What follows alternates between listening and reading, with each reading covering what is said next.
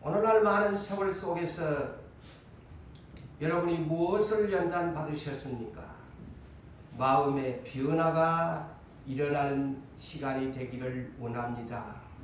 오늘 말씀을 들음을 통해서 제 자신과 여러분의 자신들이 정말 성령 안에서 성령을 모시고 사는 사람이라면 마음에 연단을 나는 받았으니 나는 예수님의 마음을 품었습니다 라고 고백하는 아까 찬송처럼 나의 고백이 되기를 원합니다. 오늘 말씀의 제목은 하나님은 사람의 무엇을 연단하실까? 무엇을 연단하실까?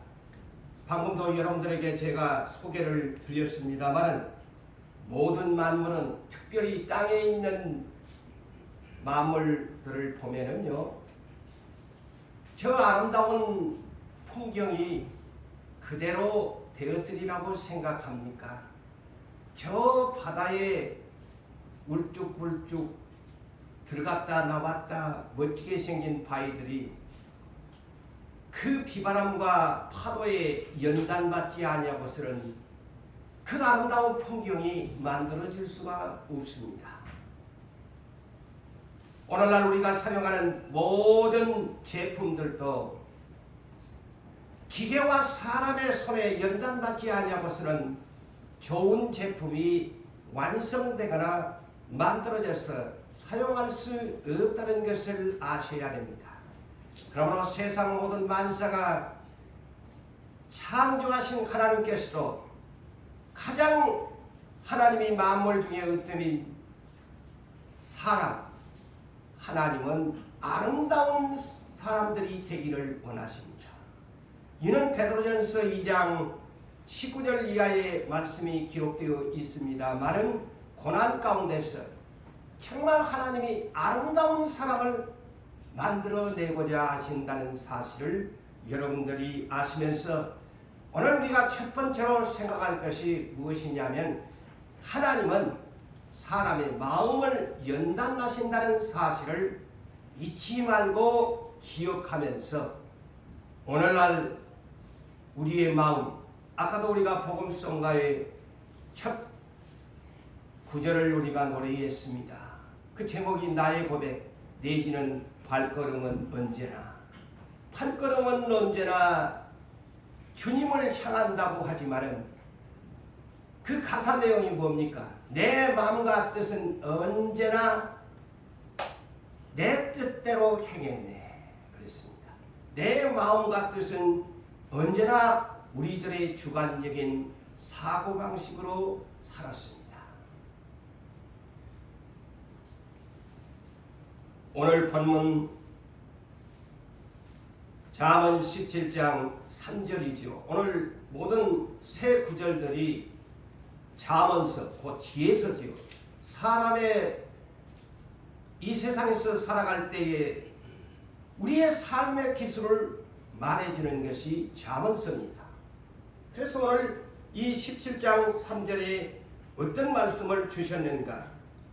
도가니는 은을 단련을 하고 풀무불은 금을 단련하는데 연단을 하지요. 그런데 여호와께서는 우리의 무엇을 연단한다? 마음을 연단하신다고 말씀합니다. 오늘날 수많은 세월 가운데서 저와 여러분들은 무엇을 깨닫고 계십니까? 내 육체가 건강하지 못하다고 해서, 내 육체가 또한 편안치 못하다고 해서, 내 가진 물질이 없다고 해서 우리는 고민하고 그것 때문에 신경 쓰고 괴로워하십니까? 하나님은 그것을 원하지 아니하시고 내가 너희를 연단한 까닭은 너희를 고난 가운데 던져놓은 것은 내가 너희의 아름다운 마음을, 예수의 마음을 품기를 원한단다 라는 이 하나님의 뜻을 우리는 발견하시고 예수를 믿어야 빌보서 2장 5절에 어떤 마음을 품으라고 합니까? 예수 그리스도의 마음을 품으라고 하지요. 그래서 우리를 연단하신 것입니다. 그 연단하신 목적을 내가 과연 예수님의 성품을 가졌는가? 예수님의 인격을 가졌는가? 아까도 우리 누디아가 찬송했습니다마는 우리 예수님의 성품, 우리 예수님의 인격 원하고 바라고 기도합니다. 우리가 찬송했지요. 오늘 본문 17장 3절을 다시 해석을 한다면 이 은과 금을 다루는 사람을 장인들이라고 하지요.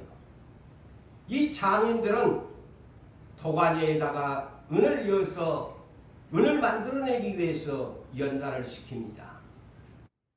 또한 금을 만들어내는 그들은 풀무불에 넣어서 그들이 원하는, 원래 은이나 금은 광석이지요.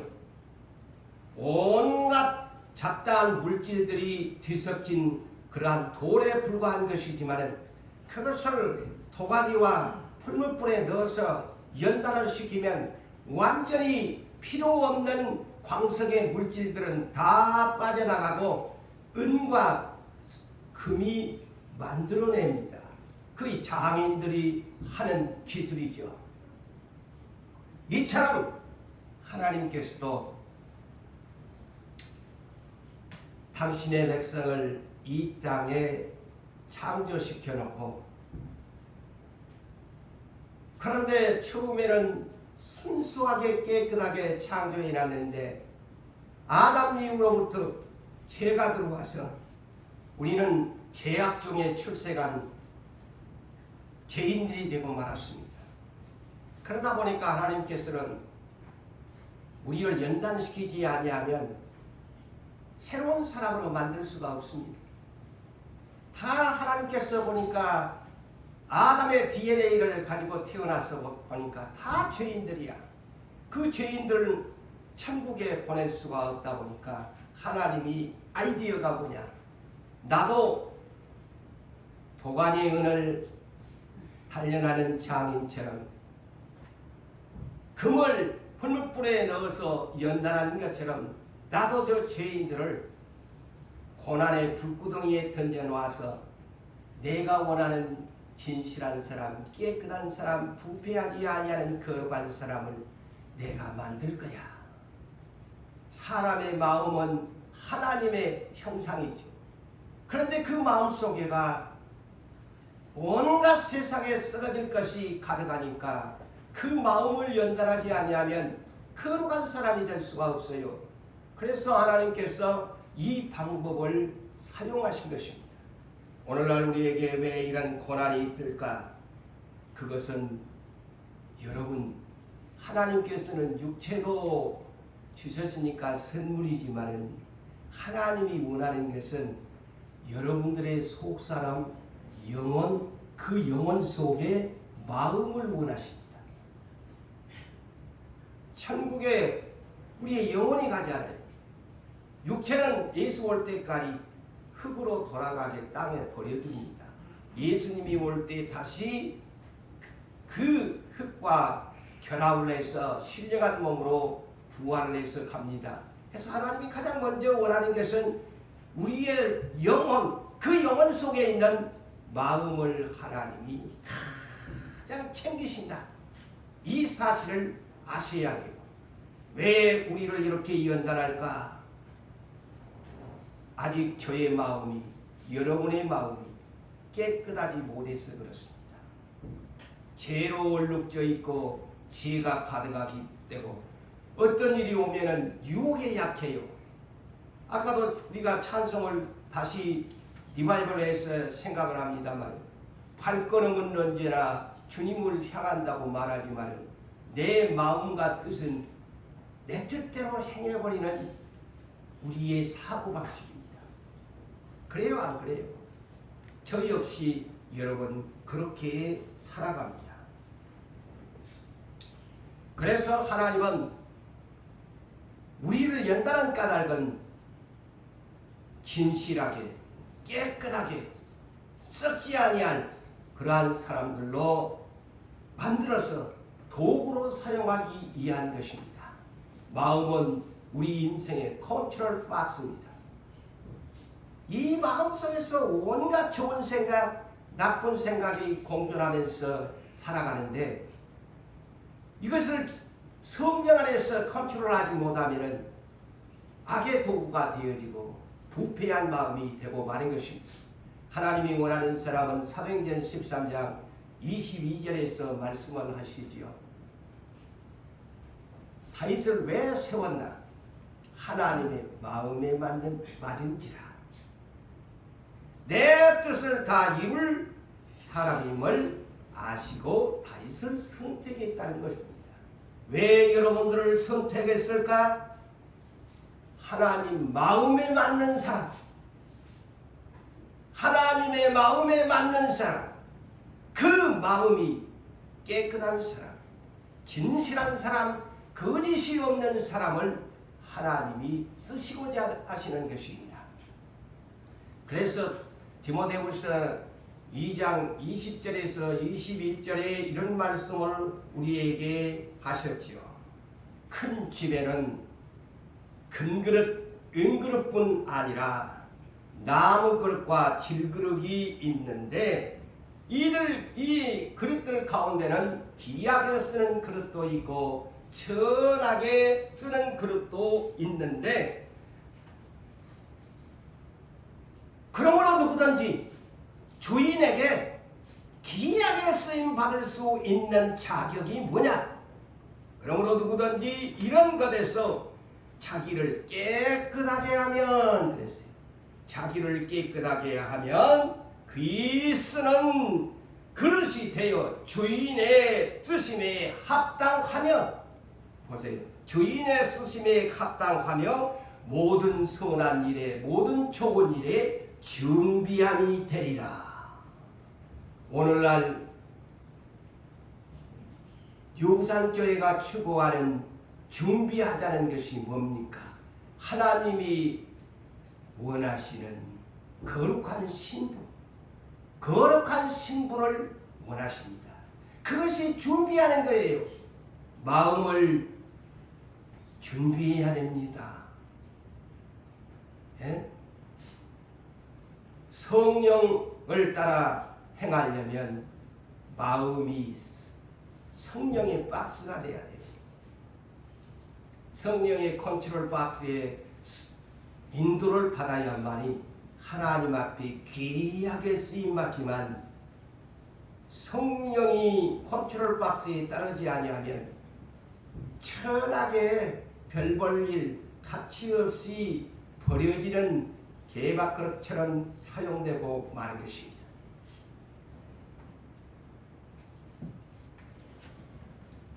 홍수 심판의 원인이 무엇이었을까요? 왜 그 노아 시대 때에 하나님께서 진노의 홍수의 심판을 내려서 8사람 위에는 다 죽이셨을까요? 사람들이 결혼관이 잘못되어 있었습니다. 하나님의 뜻은 하나님의 거룩한 무리들이 결혼하면서 살기를 하나님은 원하셨는데 하나님의 아들들이 사람의 딸들의 애모에 눈이 멀어가지고 자기들이 원하는 방식의 결혼관을 가지고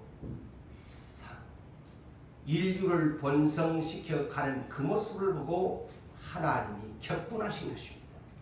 하나님의 뜻은 거룩한 무리들을, 성도들을 이 땅에 번성을 시키면서 하나님의 나라가 확장되기를 원했는데 아니 하나님이 원하지 아니하는 인간의 방법에 눈이 멀어가지고 잘못된 불법의 결혼관을 한다는 것이죠.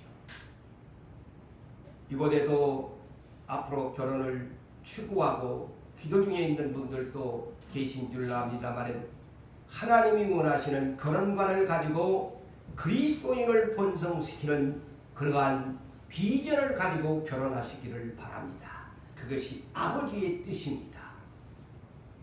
교회 나오지 아니하는 사람 내가 전도하겠다? 그것은 자기의 생각에 불과합니다. 만일에 안 돌아오면 어떡할 건데? 그래서 그리스도 안에서의 결혼관을 가져야 됩니다. 그래서 하나님이 창세기 6장 3절에 이런 잘못된 불법의 결혼관을 가지고 인류가 번성하는 것을 보고 하나님은 후회하신 것입니다. 탄식하신 것입니다.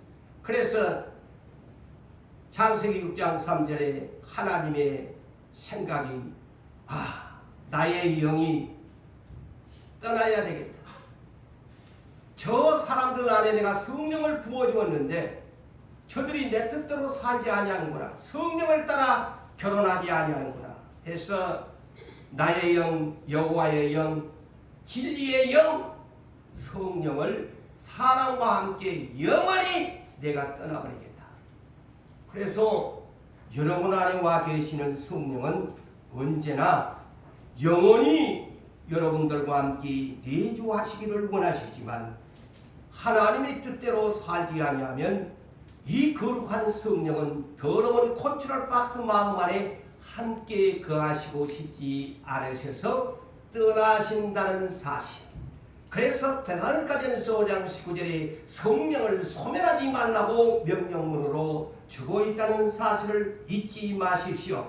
예수 내 뜻대로 믿으면 성령이 소멸됩니다.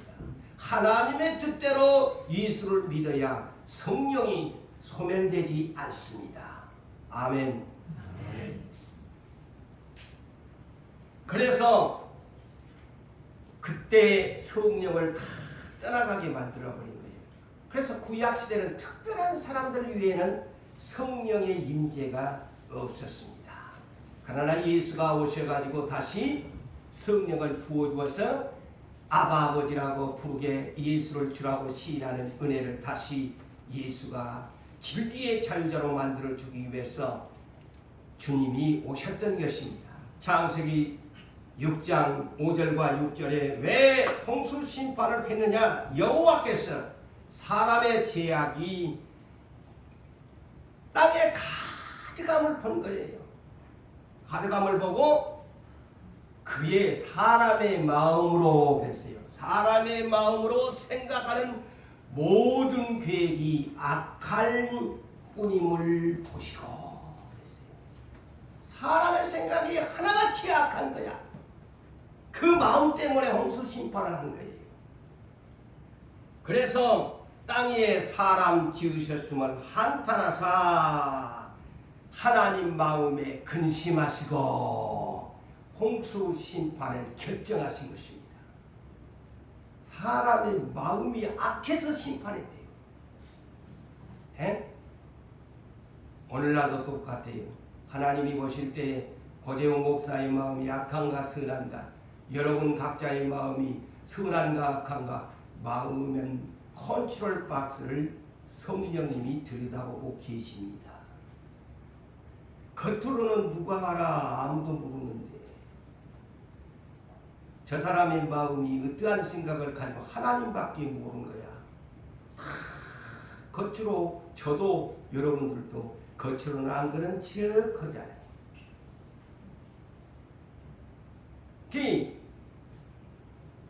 어디에서 이놈의 마음이 그래요. 마음이 그런다는 것이죠.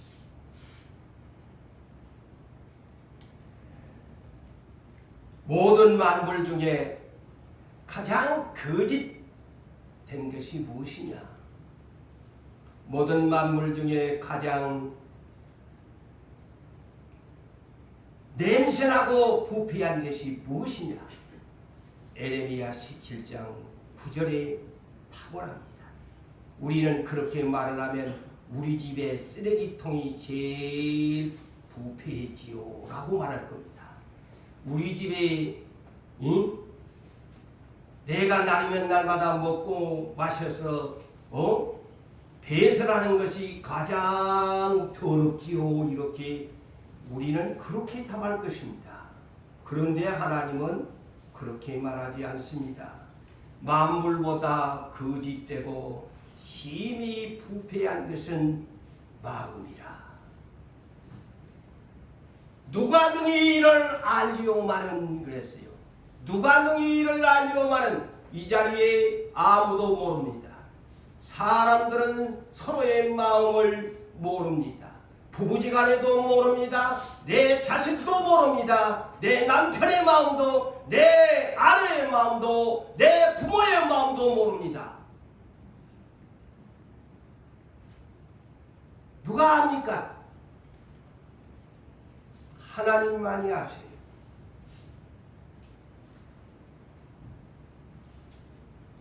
우리는 아담과 하와를 범죄했다고 좋은 평가를 하지 않는 그리스도인들입니다.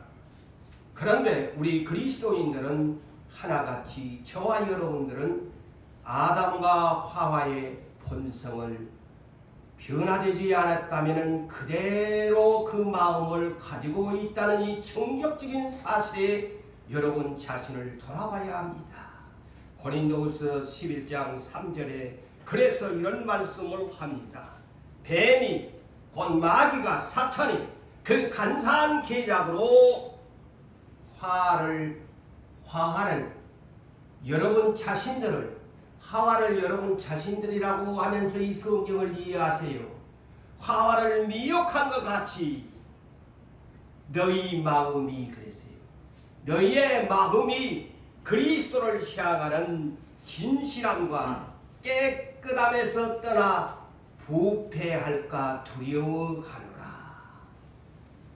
하와만 탓하지 말고 그리스도인들이여 바로 사도 바울이 외치는 서신입니다. 그리스도인들이여 너희 마음의 본성이 하와같이 그런 마음이 있을까? 썩은 부패나는 마음이 있을까? 나는 두려워한다. 그랬습니다. 하나님은 영이십니다. 왜 하나님은 영이시라고 했을까요? 쉬운 얘기를 합시다. 우리는 육체를 가졌는데 하나님은 예수님이 육체를 가지고 오셨지만 하나님은 우리처럼 이렇게 육체를 가지신 분이 아니십니다. 그래서 하나님은 영이십니다. 그래서 영이시 때문에 우리 눈에 그 모습이 보이지 않습니다. 저 귀신도 영이라고 하잖아요. 하나님은 영의 존재입니다. 그래서 하나님은 영이시다. 그래서 요한복음 4장 24절에 그 유명한 말씀이 예배를 드린 자의 기본적으로 갖추어야 할 액션이 뭐냐? 이렇게 예수님은 말씀합니다. 하나님은 영이시니 그랬어요. 하나님은 영이시니 우리 눈에가 보이지 않는 그런 육체를 가진 사람처럼 그런 모습이 아니니까 하나님은 영이시니까. 그런데 하나님은 어떤 분이시냐? 하나님은 스스로 계시는 여호와, 영원전부터 영원까지 스스로 계시는 창조주 하나님. 그런데 이 하나님은 영이시다. 그런데 이 영이신 하나님은 어떤 존재냐? 사람처럼 인격을 가지신 하나님, 인품과 감정을 가지신 하나님, 지정의를 가지신 거룩한 하나님이시다. 그렇기 때문에 이런 하나님 앞에 예배하는 사람은 영과 진리로 곧 마음을 다하고 뜻을 다했어, 목숨을 다했어. 더 구체적으로 말하면 예수 그리스도의 안에서 성령을 따라 예배하기를 원한다. 이것이 영과 진리의 예배를 드리는 자의 기본입니다. 그래서 이 마음을 빼버리면 안 돼요. 마음 없이 하나님 앞에 예배한다? 거짓된 마음을 가지고 예배한다? 믿음도 없으면서 예배한다? 하나님이 그런 예배 안 받습니다. 하나님은 마음이 영이지요.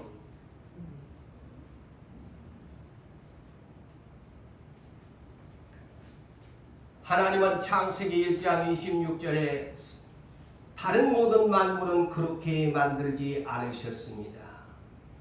오직 유일하게 사람은 어떻게 만들었느냐. 창세기 1장 26절 이하에 삼위 하나님께서 성부와 성자와 성령 하나님께서 서로 논의하기를, 야, 우리가 사람을 만들자. 어떻게? 우리의 하나님의 형상과 모양대로 만들자. 그래서 하나님의 이 사람의 작품은 위대한 작품이에요. 하나님의 형상과 모양대로 지었으니까. 그래서 하나님의 인격, 하나님의 감정, 하나님의 지정이 모든 이미지를, 그래서 이 형상이라는 것이 영어로 이미지죠. 이 이미지를 다 갖춘 작품이 사람이에요. 그 중에 중요한 것이 하나님이 영이시니까 우리도 영이잖아요. 그래서 마음을 보시는 것입니다. 자, 사람과 짐승의 차이점이 뭘까요? 똑같이 먹고 마십니다. 똑같이 배설합니다. 다만 뭐 다르다는 것이 언어의, 그래도 동물의 세계에도 자기들만이 통하는 언어의 세계가 있다고 합니다. 우리는 알아듣지 못하지만, 그러나 사람은 언어가 있어서 또 이렇게 서로 교통하면서 사회적인 구성을 이루면서 살아갑니다. 그런데 짐승과 사람의 하나의 구별된 것이 무엇이냐면 전도서 3장 21절에 소개합니다. 인생의 혼은 죽으면 위로 하늘로 올라가. 짐승은 죽으면 어디로 가느냐? 아래 곧 땅으로 내려가는 줄을 누가 아냐 그랬어요. 누가 아냐? 우리 그리스도인들은 이제 성경에서 가르쳐주니까 알지요. 이 혼이라는 것이 뭐냐? 목숨, 곧 호흡이지요. 그런데 호흡이 끊어지면은 짐승, 사람의 혼은 어디로 가느냐? 하늘 위로 올라가. 짐승은 반대로 땅 밑으로 그것으로 영원히 끝나버려요. 호흡이 끝나는 순간 짐승의 혼은 그걸로 끝나버리지만 사람의 이 목숨, 곧 이 호흡은 생명이기 때문에 하나님으로 올라갑니다. 그래서 차이점이에요. 그래서 이 사람의 이 존재는 신비하게 만들어졌습니다. 어떻게? 2분설 내지 3분설로 성경에 기록되어 있으니까 육체와 영혼, 또 3분설로 나오면 성경에 있으니까 육체, 그 다음에 영, 그 다음에 혼, 이렇게 나눕니다. 왜 어디에 있어요? 히브리서 4장 12절에 하나님의 말씀은 살아있다고 하면서 하나님의 말씀이 우리의 영과, 영과 혼과 관절, 그 육체죠. 를 찔러 쪼개신다. 마음의 생각과 뜻을 판단하신다. 그러죠. 마음의 생각과 뜻을 판단하신다. 그래서 세 가지로 이렇게 구분했어요. 육체와 영과 혼. 또 어디에? 데살로니가전서 5장 23절에 구분합니다.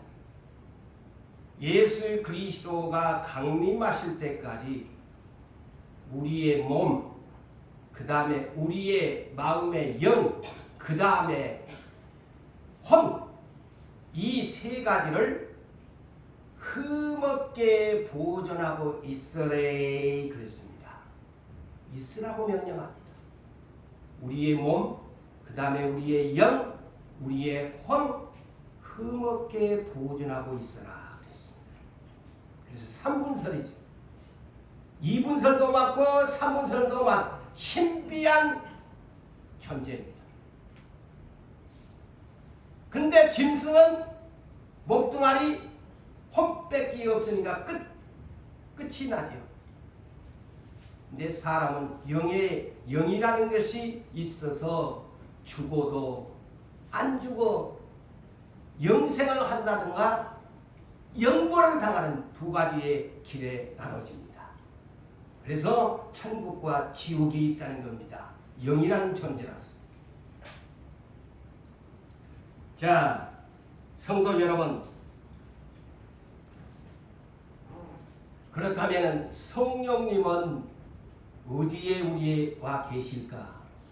그런 정도는 제가 몇 번 설교할 때마다 강조해요.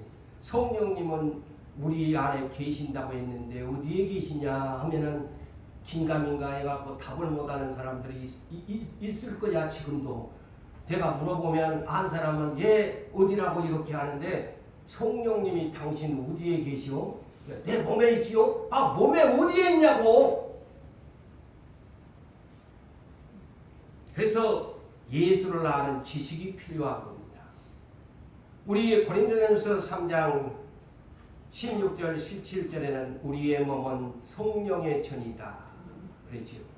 성령님이 우리 몸에 계시는데, 그러면 구체적으로 당신의 몸 어디에 성령님이 계세요? 눈에가 있어, 입에가 있어, 다리에가 있어, 뭐 어디 뭐 창자 안에가 있어, 간에가 붙었어.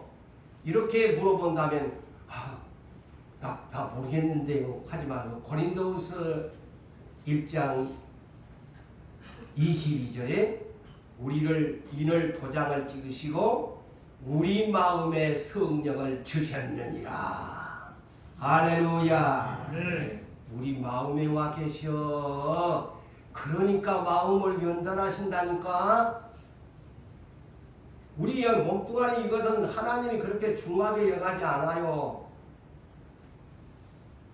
하나님이 가장 관심 있게 보는 것은 고재훈의 마음, 여러분들의 마음을 오늘 또 성령님을 그 안에 보내놓고, 얘야 네 마음 깨끗해야 된대, 신실해야 된대, 부패하고 썩으면 냄새나서 나 네 안에 못 있어, 나 나갈 거야, 나갈 거야, 나갈 거야. 네 마음에서 너무 더러운 냄새가 막 악취가 난데, 못된 생각만 품고 있구만, 너무 미워하는 생각만 품고 있구만, 비판하는 생각만 막 가득 찼구만, 욕심만 네 마음에 가득 찼구만. 성령님이 싫어합니다. 이제 우리 예수 똑바로 믿어야 돼요. 하나님이 내 마음 안에 와 계시는 거야. 그래서 올해 유부산교회 회원도 갈라디아서 5장 16절 17절에 성령을 따라 행하려면 너의 육체의 욕심을 내려놔라. 너의 안에는 육체의 소욕, 그 썩어질 세상에 썩어질 것에 그 마음속에 생각이 가득 차 있고, 또 네 마음 안에 무엇이 있느냐? 무엇이 있다고요? 성령의 소욕이 있다. 그래서 둘이 맨날 싸운다. 응? 왜 예방주사를 맞아요? 왜 예방주사를 맞아요? 똑같은 원리입니다. 서로 해서 병균이 이어가지고 그 병균의 면역성을 길러가지고 병균이 내 안에 들어오지 못하도록 하기 위해서 예방주사를 줍니다. 성령님을 여러분의 마음속에 주신 것도 바로 그것입니다. 그 원리라고 저는 생각합니다. 그래서 성령 충만 받아라. 날마다 성령의 예방주사 맞아라. 그래야 육체의 저 못된 대적들을 네가 이길 수 있다라는 논리입니다. 아시겠어요?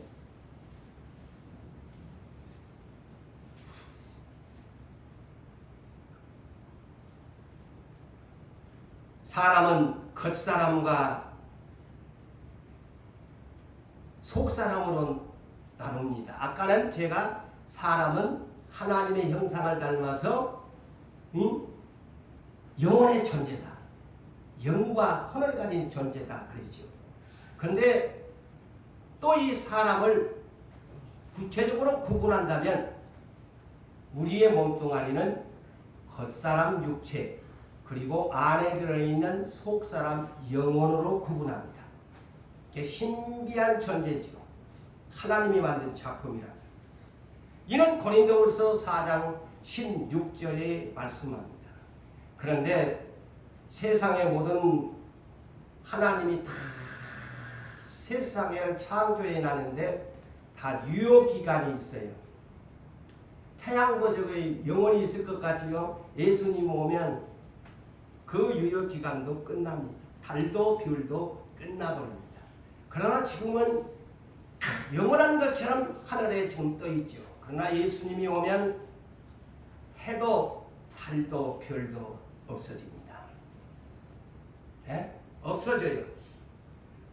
그런데 모든 우리들이 먹고 마시는 것도 유통기한이 있는데 사람도 기한이 있어요. 기한이 있어요.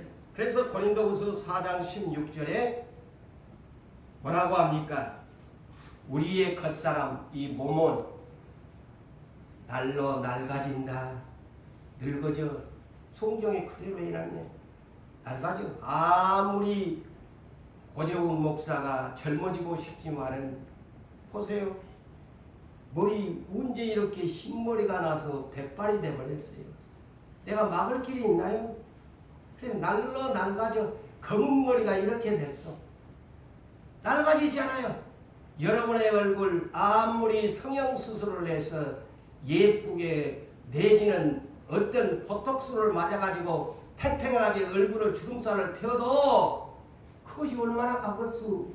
하나님이 낡아진다고 그랬는데, 그런데 속사람은 날로 새로워지는도다. 안 늙는다는 거예요. 이게 비밀입니다. 겉사람은 늙어져 가서 날로 낡아지는데 여러분 안에 있는 속사람 영혼은 영이라서 눈에 안 보여. 고재훈의 이 영혼을 나는 못 봐. 내 겉모양만 보이지. 고재훈의 영혼을 하나님만이 보고 계셔. 자, 여러분의 영혼을 본 사람이 있나요? 예? 권혁준 집사님, 당신의 영혼을 보았습니까? 못 봤지. 근데 하나님은 권혁준의 영혼을 보고 계시오. 근데 이 영혼은 날로 새로워져야 돼. 왜? 늙어지지 아니하니까.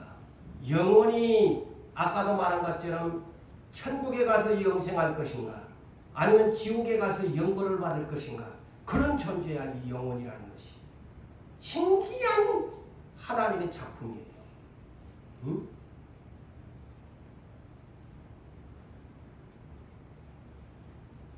그래서 우리는 우리들의 늙어지지 아니하는 이 영혼을 때문에 하나님이 마음을 단련하는 거예요. 그래서 이 여러분들의 마음을 연단한다는 거예요. 영혼이라는 것은 그 마음까지 포함되어 있으니까 그래요.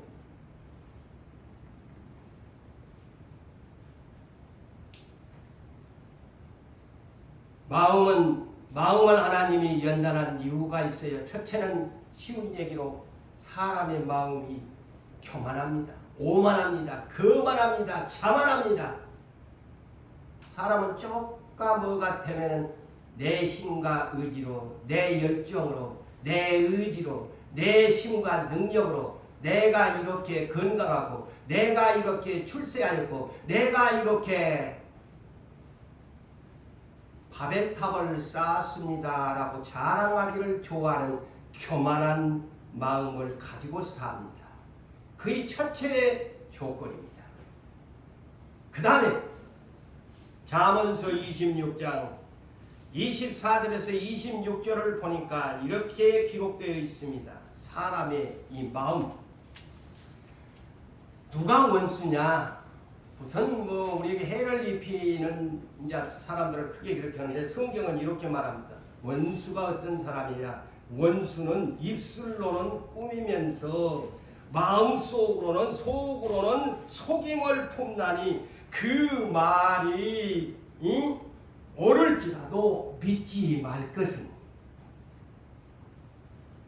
그 마음에, 그랬어요. 보세요. 이 원수는 어떤 사람인가를 가르쳐 줍니다. 입술로는 엄청나게 포장해가지고 그냥 꿀송이가 꿀술 떨어지게 하는데 속에는 아주 속이는 마음을 가지면서 그 마음에 7가지 가증한 것이 있다. 여기에 7가지는 뭘까요? 완전한 거짓을 말합니다. 7가지란 완전한 거짓된 마음을 가지고 입술로는 안 그런 척, 안 그런 척 사탕 발림을 말하는데 속에는 아주 나쁜 7가지의 가증한 것을 가지고 있다. 이것 때문에 속임으로 그 마음을 감출지라도 이런 사람은 그의 악이 최종 앞에 드러나리라. 그래서 이런 사람들 때문에 우리 그리스도인들 마음이 이런 사람들이 있기 때문에 마음을 연단하신다는 겁니다. 그 짓을 빼내야 돼요. 천국에 데리고 가려면. 이런 마음을 가진 사람은 어떻게 천국에 데리고 가? 마음속에가 위선으로 가득 차 있고 입술로는 안 그런 척 하면서 여러분 찬송을 부를 때도 기도할 때도 여러분 진심으로 기도를 하느냐 진심으로 찬송을 하느냐 저 성경을 읽을 때도 진심으로 아멘 아멘 믿어지는 거냐 안 믿어지는 거냐 아이고 개떡 같은 말은 나는 안 믿어. 응? 속으로는 그런다고 하면 이거 가증한 사람 아니요. 그래서 믿음은 어디에서? 로마서 10장 10절에 마음에 믿어 의에 이르고 마음에 믿어져야 의에 이르는 거요. 마음에 못 믿는 사람은 아무리 교회 와서 뭐 헌금을 내고 뭐 교회 와서 충성을 해도 마음속에 안 믿어지고 교회 인간관계 하려고 교회 오르락 내리라고 사업하려고 교회 오르락 내리락 하는 사람들 많아. 기독교인 결혼하려고 오는 사람도 있고 다행히 다 그리스도 안에서 다 하나님이 낚아채 가지고 참 좋은 사람 만나면 다행인데 응? 그래서 에베소서 4장 22절에서 24절에 하시는 말씀 너희는 옛사람 아담과 하와의 DNA를 가지고 출생했기 때문에 너희 그런 것 가지고는 절대로 에덴 동산에서 쫓겨난 거 봤지? 천국에 못 간다. 에덴 동산에서 쫓겨났다는 것은 천국에 못 간다는 것을 오늘날 교훈적으로 가르치는 것이니까 그런 옛사람의 본성을 가지면 절대 천국에 못 간다. 그래서 옛사람을 벗어버리고 너희의 심령을 마음을 새롭게 되어 의와 진리의 거룩함으로 지으심을 받는 새 사람을 입어야 천국 간대. 성경이 이렇게 가르치네. 마음이 새롭게 돼야 된대요. 자 오늘 전부 마음만 내가 단어 골라서 하잖아요. 성경 우리 이럴 때 배워놔야 돼요. 마음이 제대로 돼야 천국 가.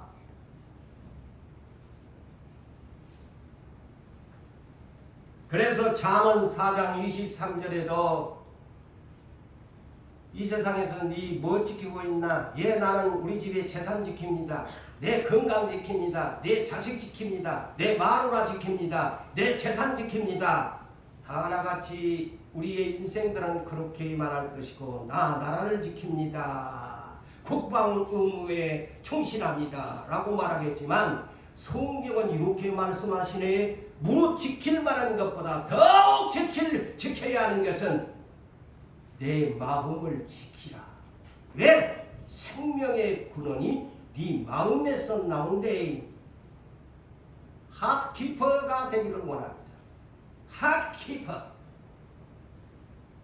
마음을 지키는 사람이 돼야 된다. 괜히 자꾸 좌로 우로나 치우치노. 네 마음을 못 지키구만. 왜 이랬다 저랬다 변덕을 죽을 듯하나. 오늘은 믿지만은 내일은 또 열심히 떨어져가고 왜 그 모양이야? 마음을 못 지켜서 그래. 하트키퍼가 못 돼서 그래. 맨날 사탄이가 유혹을 하면 꼬리를 시켜주는 거야. 그거를 사탄이가 차 넣으면 막아내야 돼요. 여러분, 하나님 나라의 복이 뭡니까?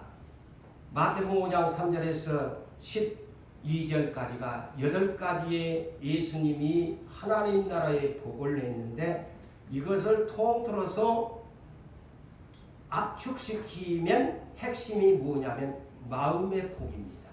아세요? 심령이 마음이 가난한 자는 복이 있나니 천국이.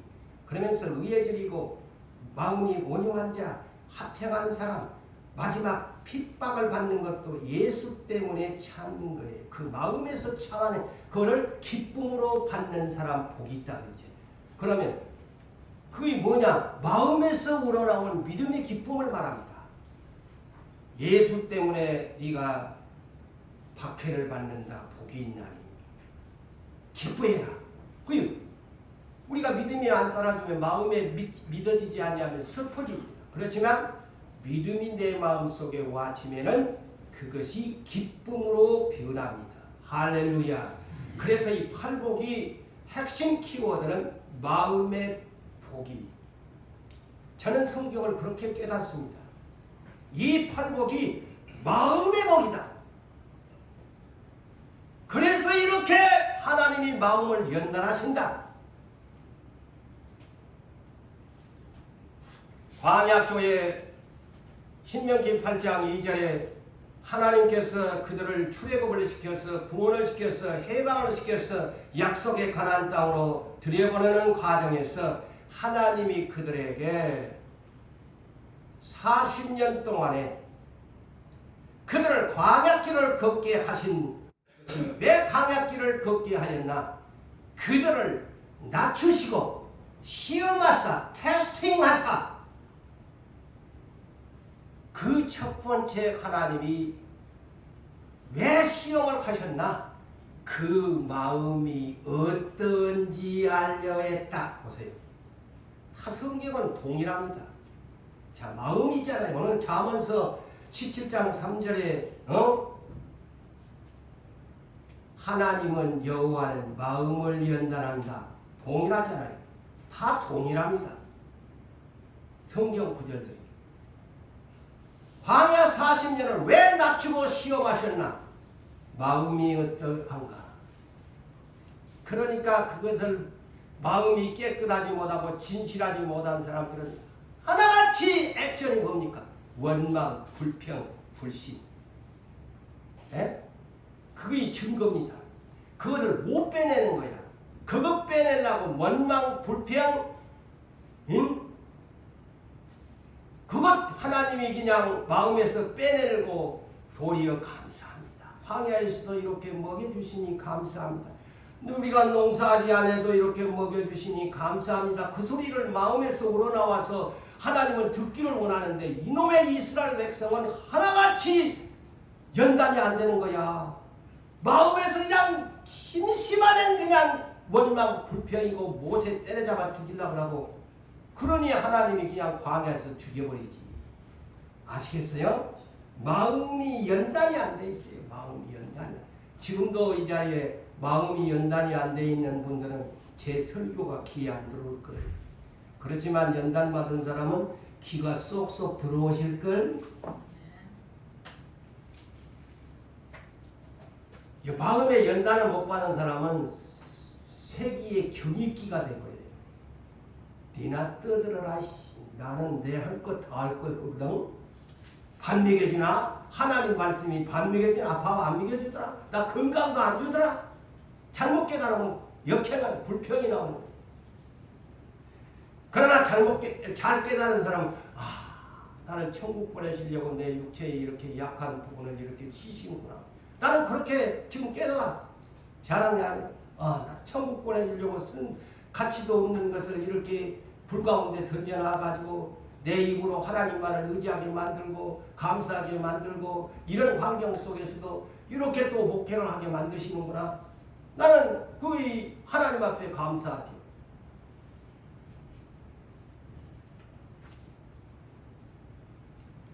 두 번째로 여러분, 하나님은 마음을 저울질하십니다. 응? 저울질하셔요. 그래서 여러분 이 잠언 24장 12절을 보세요. 하나님은 마음을 저울질을 하신대. 저울질을 하신대요. 그래서 이 저울질을 하나님이 하시는데 하나님의 저울에 여러분이 합격이 돼야 돼. 하나님이 나 어디를 저울질을 하시는가? 두 가지입니다. 첫째는 마음을 저울질을 하세요. 달아보시는 저 마음이 가벼운지 무거운지 아이고 저거 좀 믿어도 될까 말아야 될까 이런 얘기야. 저 마음속에 정말 믿음이 있는가? 다시 말한다면 아이고 저 마음에 믿음이 진짜 있나? 믿음이 있는 사람은 절대로 쭉정이같이 행동 안 합니다. 무겁게 알곡처럼 행동합니다. 그 다음에 사무엘상 2장 3절에 행동을 달아보십니다. 자, 마음도 달아보시고, 자 오늘 잠언 24장 12절에 마음도 달아보시고 그 다음에 행동도 달아보신다. 행동을 달아보신데 행동을 달아보신다는 것은 뭘까요? 순종하는지 한지, 순종을 한지 안 하는지, 순종하고 복종한지 아니하는지. 이거는 한나의 고백이었어요. 한나를 임신을 못하게 불임증을 만들어 놓고 하나님이 행동을 달아보신 거예요. 한나 저것을 내가 임신을 못하게 내가 태문을 막아놓고 한나가 가야. 하나님의 계획은 뭐냐? 사무엘을 주려고 그 위대한 사무엘 아들을 주려고 해놓고는 그 대신에 그 어머니를 행동을 달아보니 딱 자식을 못 낳게 만들어놓고 오만 사람들이 그냥 막 얘기도 못 난 여자니 얼마나 부끄럽습니까? 그 집안에 갔는데 옛날 시대만 해도 자식을 못 낳는 여자가 그 사람이라고 생각하겠어요. 그냥 하나님이 낮춰버리니까 안나가 사람 의지하지 않고 하나님 성전에 올라와갖고 막 울면서 통곡하면서 하다가 사무엘을 하나님이 이게 응답을 주잖아요. 그러니까 그가 고백하는 것이 바로 하나님이 나의 행동을 달아보셨다. 내가 그때 비관하고 낙심하고 기도도 안 해버리고 에이고 인생 내가 무슨 재미로 살아 하면서 포기해버렸다면 나의 행동은 끝났을 것이다. 그렇지만 하나님이 내가 그런 불임증을 주면서 나를 바라보실 때 내가 하나님 쪽으로 달려가니까 하나님이 나의 행동을 That's okay 해서 사무엘을 주셨다. 그래서 순종을 바라보시는 겁니다. 마지막으로 뭡니까? 우리는 24장 16절이죠. 대저 의인은 7번 넘어질지라도 8번을 일어나는 사람이 돼야 된다는 겁니다. 왜 마음을 연단하실까? 왜 마음을 연단하실까? 그것은 여러분 마음속에 하나님의 말씀을 가득 여러분 마음판에 새겨서 그 말씀대로 행동하기를 원하시는 하나님이십니다.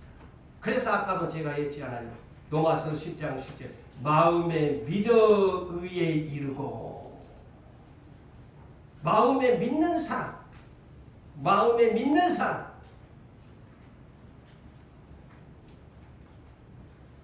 그래서 세상 사람도 7,008기를 보는데 내가 이 성경에서 나온 거잖아요. 대저 의인은 7번이 넘어질지라도 일어나는 사람이다. 오늘날 우리를 또 올라오면 새순을 잘라버리고 또 쪼까 되는가 하면 유부상교회를 잘라버리고 또 되는가 하면 여러분들의 기업과 여러분들의 삶을 잘라버리고 고난의 여정 속에 그러지만 이곳에 있는 여러분들은 잘라내버렸지만 올라고 성공하려고 하면 딱 잘라내버리고 또 7번을 잘라내버리고 그래도 여러분들의 믿음의 뿌리가 남아있어서 오늘날 이 자리에 와 계시네요. 잘하셨어요. 이것이 뿌리의 근원의 믿음인 것이에요. 잘라내버려도 거의 7전팔기의 신앙인 것이에요. 그래서 그렇지만은 악인은요, 실패했다고 포기하는 사람이래요. 악인이 어떤 사람이냐? 실패하면 포기하고 좌절해버리고 많은 사람이 악인이다. 그렇지만 대저의인은 7번을 넘어져도 8번을 일어난대요. 성도 여러분 모두 다 그와 같은 이제 7전팔기의 유부산교회는 Just do it! 어떤 환경과 조건을 나에게 주어져도 나는 다시 주저하지 않고 멈추지 않고 앞으로 전진하겠습니다. 라고 고백하시는 여러분들이 되시기를 주의 이름으로 축복합니다.